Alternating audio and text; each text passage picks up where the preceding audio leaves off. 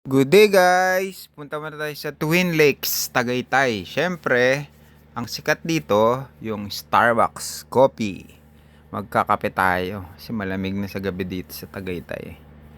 Ang ganda ng Twin Lakes dito. Ayan, oh, may fountain pa sila eh. Ayan, oh, Starbucks Twin Lakes. Bago yung likod nito, pwede kayo mag-check-in. Meron pa siyang pababang daan papunta doon. Ayan yung loob ng Starbucks dito. Relaxing. Tsaka syempre, mababait ang mga crew nila. Syempre, order na kami, oh. Ayun, oh. Pumila muna kami. Kasi medyo maraming tao, eh. Lalo sa likod.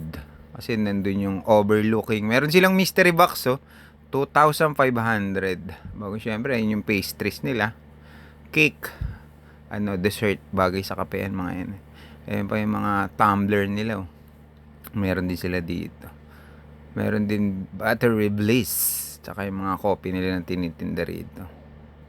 Ayan yung blueberry cheesecake. All time favorite. Ayan si ate nag-assist sa amin. Bait ni ate, kumaway pa oh. Siyempre, prepare na yung in-order namin. Ako, lang naman ako barako. Siyempre, dumating na yung order namin. Oh. Tag-isa lang kami ni Biel.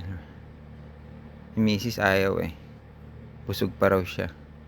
Ayan yung underground nila kung tawagin. Kasi sa taas kami nag-order. Ayan na yung overlooking sa likod. Grabe sa ganda. Siyempre, Instagrammable na naman yan. Panalo ang view.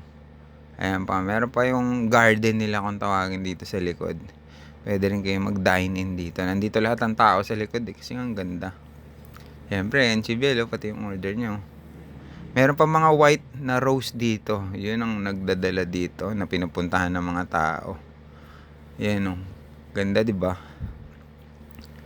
Daming tao dito eh.